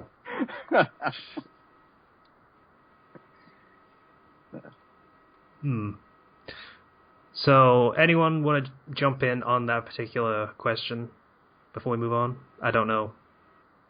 It feels like it's entirely up to the author in that if they know they're not going to be able to really finish a story in a reasonable time frame, ending it at some point and then starting another story or a sequel will please the fans pretty much. So they don't have to keep waiting. They can always just say, hey, this is extra. The original story is actually complete or something like that. Yeah, to take it on that account, it's kind of like this is complete. So even if I don't finish the entire massive magnum opus style story that you're basically going through here, then you have something that is complete and is for the most part self-contained. Like I say, the big grand threat that's supposedly on the horizon, haven't seen anything of it yet. It's been hinted at, but that's pretty much it. So you could consider that story just done at that point. Yeah, a lot of people have told me they're very intimidated by a bunch of other major stories because of the large word count. So I might do that. It's something to consider as well. It is something to consider. I do want more readers. Don't we all? Mine at this point just basically say, oh, look, he updated. Alright, see you in a year. Same time next year? Yeah, something like that. Next question is from Ethan. Scariest situation we've been through? I don't know. I almost got picked up by child molesters once. Oh, fun. Wow. Yeah, that's a story. It's not really a story. It's actually pretty simple. So, waiting for a bus with my sister, and this old lady shows up. And she was like, oh, I know you. Oh, you're waiting for a bus, are you? Well, if you want to come inside my house, we could take you to where you're going. We'd be happy to do that for you. Oh, you're so adorable and such things. Yeah. There used to be my sister was wiser than I was. In fairness, I was like 5 or 6 at the time, and said, "No, thank you. We'll just be going home now."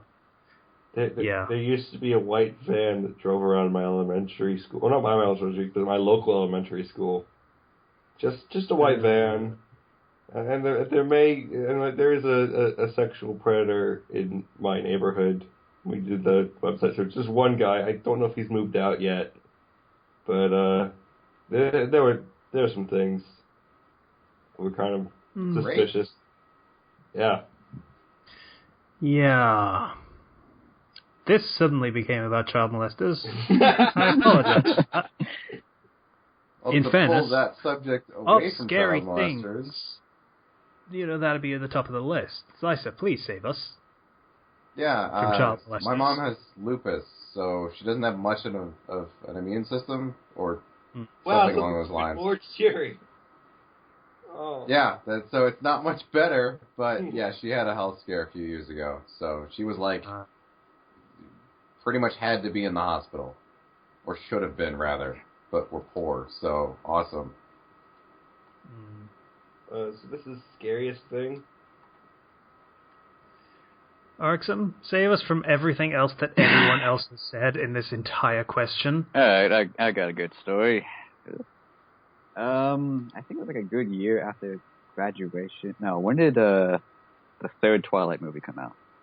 Fuck knows. Okay, whatever. Anyway, so me and my buddies go with a group of girls, go see it all the way out in Hollywood.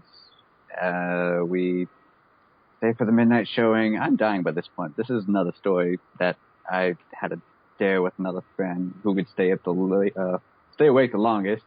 I lasted 7 fucking days. Oh, dude. I was hallucinating. That is dangerous territory. Yeah. That is people have died territory. I was seeing a man of shadows walk through my living room, and I tried tackling him. Didn't work. So anyways, I would imagine it would. Going back to the main story, we're walking down the street trying to go to this local diner. It's late. It's like 3 in the morning. And this dude, totally, I'm assuming coked out of his mind because he has like this really crazy look like a hobo, pulls out a gun, tells us, the typical cliche shit of pull out your wallets, money, blah, blah, blah. My friend Jay, ever the biggest dumbass known to mankind, tried to get the jump on him. Did not work.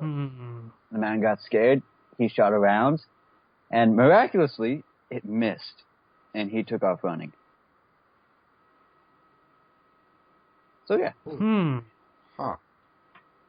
Honestly, Wow. if I'm speaking about Ethan F said not life-threatening, but the scariest thing I was ever in was life-threatening, because it was a car accident where I got hit by 3 other cars, and then hit the curb, and somehow did not die. So, yeah. I got a little bit traumatized after that. Where you're just kind of sitting there and you're not even moving, you're just kind of just lost. Kind of like what really happened. Like, it's scary to be in near-death situations. It's scary to be in like situations like Casey described them. There's people that are scary. Well, there's a saying to all this. Whatever doesn't kill you first time, you just succeed in the second attempt. I have a hard time making left turns now. Oh, you just made me think of Zoolander. I'm not an Amber Turner. Yeah. I suppose it wasn't really life-threatening, but when I went to feed the dogs one day, there was a branch. It was at night, and there was a branch that hit me just below the eye. So I was kind of terrified that how close I came to losing an eye. Yeah. Don't worry, Zero. I'm sure there's a lot of people that can't turn left. It's just, I'll never be in NASCAR now. Left turns make me uncomfortable. Like, unless I have the safety of a green light and nobody else is around, and that green light is specifically for left turning, I'm taking the right turn. I'm turning around. I'm going to do it my own way. I get to places the right way, not the left way. Oh, 3 rights make a left. You need a bumper sticker that says that.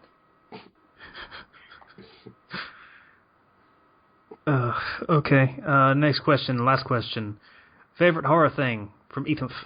So, game, film, book, music, I don't fucking know.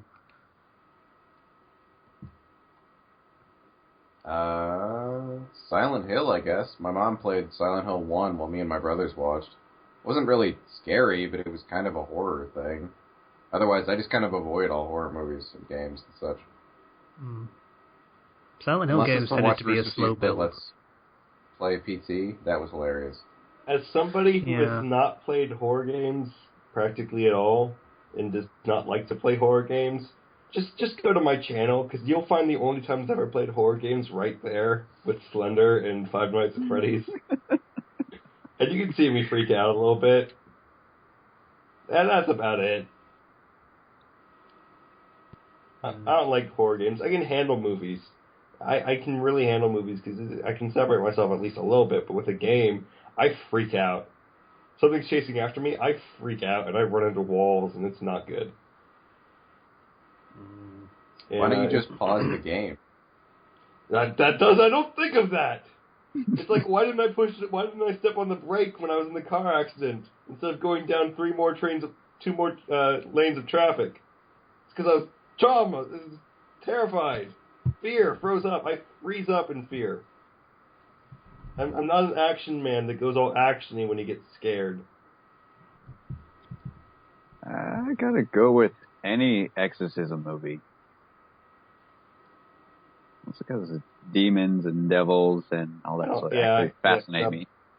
It bothers me, but... Oh. If you want to go with thing that affected me most as far as horror things go, probably Poltergeist films. Alright. Pet Sematary. Mm-hmm. I watched that when I was a little kid. It gave me nightmares for about 2 weeks. The old one or the new one? The original one. Oh. When I was younger. Yeah. Poltergeist 3 gave me nightmares, and that's probably not the good film. I don't really remember exactly what happened beyond the evil murderer Poltergeist basically becomes God at the end of the film. Huh. He's literally controlling lightning bolts. So, yeah. That scared the piss out of me when I was a kid. Yeah, I do actually remember one. Do you guys ever watch the original Doc Hack series? Or one of them? No. I tried to, but I couldn't find it anywhere. It's very difficult to Google search .hack. Right. There was a very Saving Private Ryan moment where this guy was basically begging for his life and got slowly impaled by this weird slime creature thing. Ooh. And that left me with some nightmares for a while. Remember Independence Day, where the alien took control of the one dude and pressed him up against the glass and was having him speak in that creepy voice? Yeah. And he had a tentacle wrapped around his neck. Yeah. That scared me when I was a kid. Why? It's scary!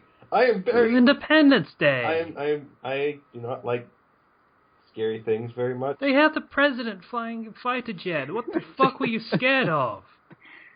Welcome to that Earth. That one part with the alien, and everything else I was fine with. But as you guys can probably figure out, I do not like scary things. If we ever do a horror game series on Fandom Flux, I'm probably going to be the one playing it, simply because I'm going to freak out. You guys do a Let's Play Slenderman. No. You know what? Invite me too. I don't like that game. I don't want to play it because it's cliche at this point. Yeah, I get more frustrated than I would scared. Mm. Yeah, I'm not good on scary things. Like, I can kill zombies. Zombies I'm used to, because my dad always played zombie games when I was a kid, so I got used to zombies. I can handle zombies. Wait, what zombie games were there? Resident Evil. Oh, okay. Yeah, Zero's like 20. Yeah, I'm 20 years old. He's the baby of the podcast. But, it's... Don't call me a baby. You're a baby. Oh. Don't worry about it. It makes you the cute one by default. By default. Gosh darn it. Not like you'd actually be the cute one, but, you just basically get given that title. You are the chopper of the group. Gosh darn it. I'd make a boy band reference, but I don't know who the cute one is in any boy band, because I have a penis. That's one way to put it. Did you call me the Chugga of the group? I said chopper. Okay, because I was thinking of Chugga Conroy. And I'm like, oh no, I'm Chugga Conroy. Huh. I could see Zero as Chopper. He's cute, but only to a select group. Yeah, the Japanese. I hate you guys. Hate it everywhere else, though. Mm. I hate Again, voiced by Pikachu. That was great. Oh, well, so enough talking about me and my fears and babbiness. Yeah. Zero's baby. What would that make me? Zero's the cute one. Kenji's obviously the bad boy. Or would that be Slicer because he shoots deer in the You're face? the critic. Maybe he's the Blue Ranger. He's like the serious one. Except God, he likes the serious one. I can see Kenji being the Green Ranger. He thinks he's the leader. Gets more powerful, but still not the leader.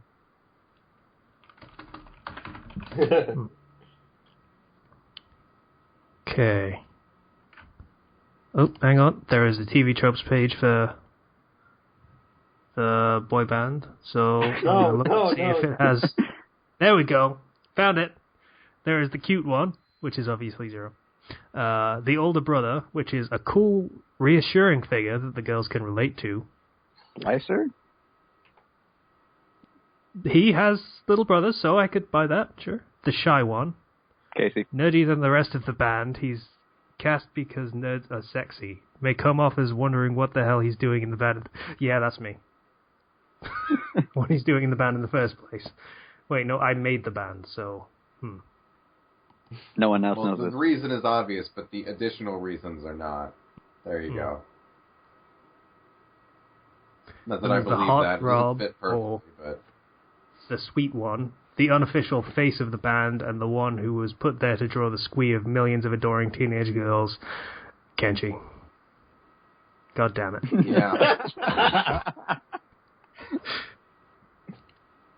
Yeah. Most likely a former model, is most likely to appear shirtless on the posters and in photo shoots.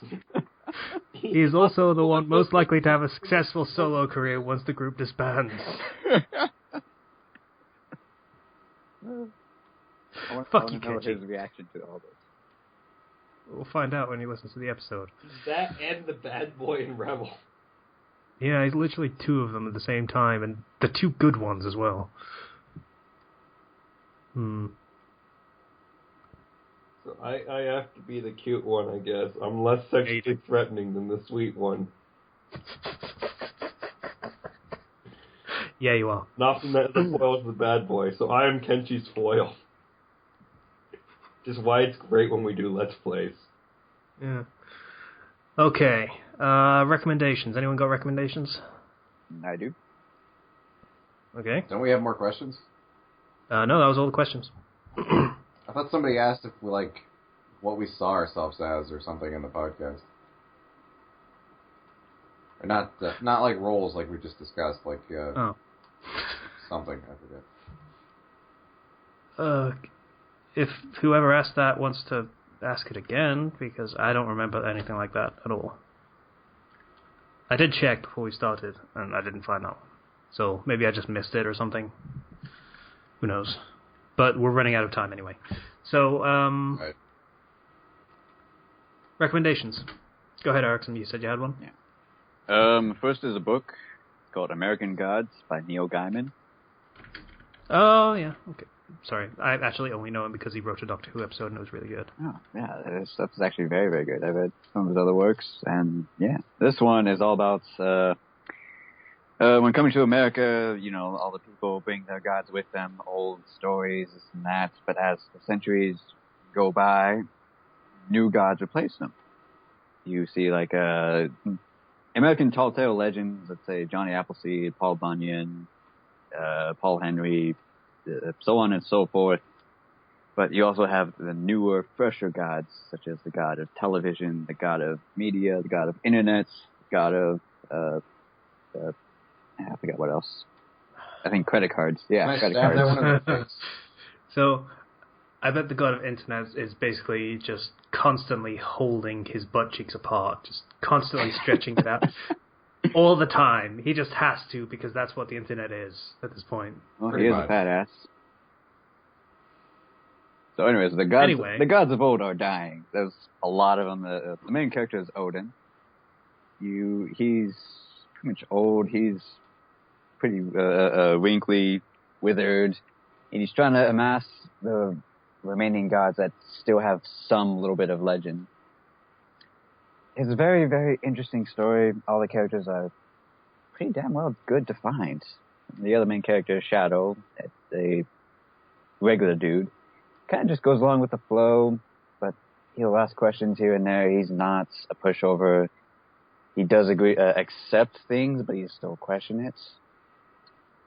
Really, I just love the concept of the world itself. I also find it kind of sad that Kali became a prostitute. I was very sad by that. You sad what happened? Kali, the goddess of destruction, became a prostitute. Oh. Because no one worships her anymore. So she needs, I forgot what it was exactly, but the only way she can do that is by whoring herself. I'm literally gaping like a fish right now. I don't even know what to say to that. Okay. The youngest of the old gods would be Easter. She looks like a 30-year-old, but the only reason why is because it's still a celebrated holiday. But she says she would look like a 16-year-old if people remembered why she's called Easter. Anyway, this is very interesting. Alright, I guess that makes sense.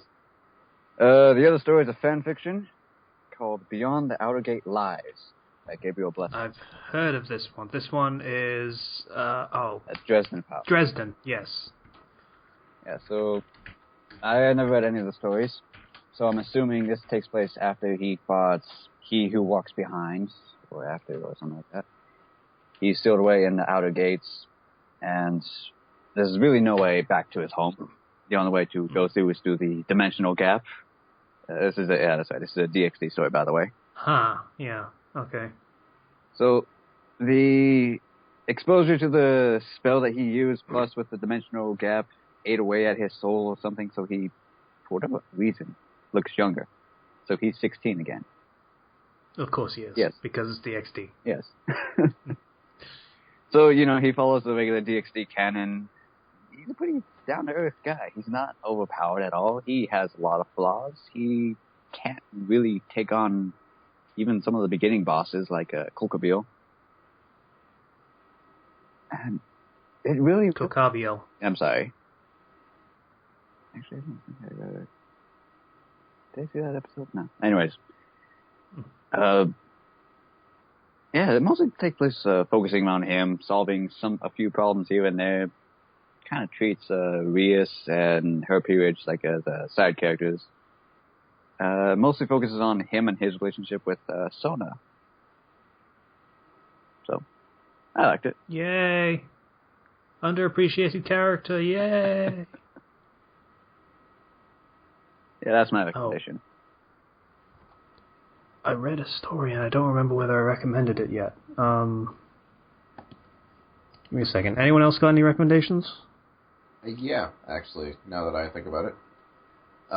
Anyone read Mogworld or heard about it? Yahtzee of Zero Punctuation wrote it. I've heard of it. I didn't read it. Oh, it's very good. It's about essentially this undead army that comes back. It's revived by, I forget the necromancer's name, but it starts out very, very funny. It's a very nice start. And eventually you find out that nobody can die. The entire world went through something called an infusion, and people just respawn at the local church whenever they die.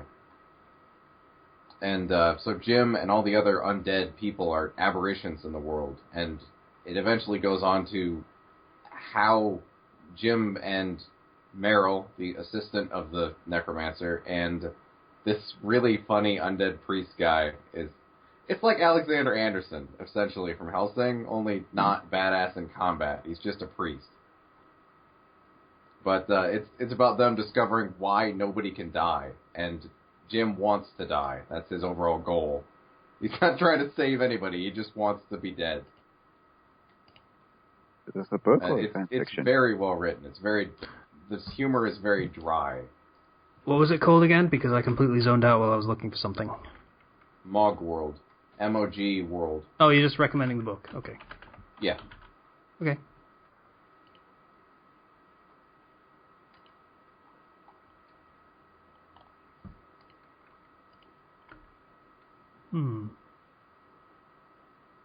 Oh, sorry. Has anyone else got any recommendations? No, I don't think so. I haven't been able to read anything because of the internet, so... E3, I've been just looking at E3 all week, so I've got nothing. Yeah, okay. Why didn't I apparently didn't follow this one. I'm not entirely sure why. I liked it. Why didn't I follow it? Oh. Fucking weird. Anyway, I'm not going to recommend that one because I need to double check that I want to. Because apparently I didn't follow it, and I should have, from what I remember.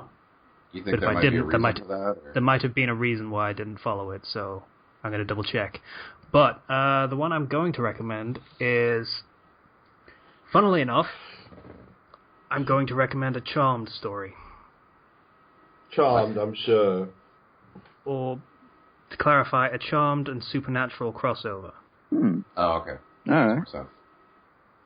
So, Charmed, if people aren't familiar, a story about three sisters, and they are witches, but they only find out about this once they're, like, in their 20s. And then they go through, you know, fights with warlocks and demons and stuff, and also a bunch of relationship crap that I didn't care about it, and also it hated men. Yeah. It was not a pleasant series to watch. For either gender, I imagine. But, yeah. And Supernatural, you have two brothers that the mum gets killed by a demon, and basically their dad decides, okay, I'm going to hunt monsters for the rest of my life, and drags his kids along with the ride. So, this series basically combines the two, and that's basically it. So, the Winchester brothers from Supernatural live with the Halliwell sisters from Charmed, and all of them get the witch powers at the same time. And it actually combines the two settings pretty well. I mean, Charmed was mostly very optimistic and upbeat about everything. It was like, oh god, we have powers, what do we do about it? And then they get over it and just fucking do stuff with it.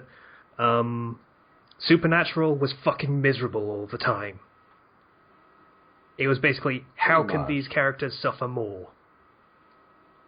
Like, I think each brother died for the other one 3 times so far in the entirety of the series. I love one episode where him and Dean get shot, and just before he's about to die, Dean says, we're going to be back, and we're going to be pissed. He knew he was going to come back to life. I would believe that. At that point, yeah, kind of, you expect it. Anyway, so it combines the two pretty well, because it has the upbeat nature of Charmed, and then occasionally it'll really delve into the darkness of Supernatural. Like, there is one, it's basically written in episodes, so there is one episode that I just read, which was a Supernatural-style episode, so it did not have a happy ending. And they have to kill a little girl, teenager rather, who was killing people with Wiccan powers. That's not a thing that happened in the original Charmed, ever, for the record. I don't imagine so. Yeah. That sounds like a very boring show. It kind of was. But it's actually spiced up a lot by the inclusion of this darker element. So, I've only read the first 3 chapters, but I am really liking it so far. It is 9 chapters so far, 177,000 words. I recommend this, surprisingly enough. I never thought I would actually recommend a Charmed story, ever. But, so it goes. Can I just say, this story linked with the whole translation notes, the person writes it as Seishun Gakuen, not even writing school in English. Great. The only thing I remember from Charmed, I never actually watched the show, but I talked about it with a few friends, and it's like the big battle of the series was the source of all evil or something like that. Yeah, basically. So they had a great villain for use in a crossover, but... not really. Because it was kind of a bitch, and then it gets killed by one of the girl's boyfriends, who is also half demon, and then everyone hates him, except one of them decides to join him, and then decides not to join him, and then he's the evil one, because he's evil, even though you totally accepted that, I'm totally evil now. And then he gets shit on for 2 seasons about how evil he is, and he is the source of all evil because he is evil, and I don't care if, you're doing good things with your powers or anything like that. It doesn't matter because you're evil. And all men are evil, and evil. That's pretty much the basis for the series for like the first 5 seasons. It was ridiculous and stupid. But, like I said, it was a good story, this one. So, anyway, Arxum is literally needs to leave, right now. So, we love you, Arxum, but we're running up on time here. We're 5 minutes below 2 hours anyway. So, I'd like to thank everybody for listening to the Fandom Flux Podcast episode 91. If you'd like to get in contact with us, you can do so through the YouTube channel through the comments, and hopefully I'll actually read all of them rather than skimming over so that I can find all the questions this time. Or you can send VPNs on fanfiction, because I actually read those. I did read the comment. I do read the comments. It's just, I have to double check to get questions half an hour before we record, and I skim then. But I do read everyone's comments. I just want to clarify that. I love to read the comments on our videos. Yeah. I do too. There was one this morning that was basically calling me out for saying something a little bit offensive. Yeah. But it's always fun to read comments. Do you agree with this assessment, or do you think it was It was correct. It was the first episode of Dark Souls where we were talking to Morlin, I think his name is. The armorer guy. Imajula. Yeah. And I was like, hey, what's up, Stammerer? And that's kind of not cool. A bit, yeah. Mostly because it's not funny, and it just came off as mean-spirited, and also because that wasn't stammering, that was stuttering. So, that was kind of dumb and unpleasant all around. So I copped to it. I also copped to it in the video I pointed out, but, So, I do read comments, and I'm glad people comment because, it's good to know people actually watch our stuff. 8 hours of footage every week. Most weeks. So, what was I saying? Oh, yeah. If you'd like to get in contact with us, if you would like to get in contact with us, you can do so through the blogs. No, you can't. If you would like to get in contact with us, you can do so through the YouTube channel, through the comments. Please donate on Patreon if you feel so inclined, so that I can get speech lessons, because apparently I fucking need them. There are. Once again, I would like to thank everybody for listening to the Fandom Flux Podcast, episode 91. Bye now. Casey, there are different tongue twisters and stuff you can say that can help you be able to speak better. There's exercises you can go through. I can teach you some of these afterwards.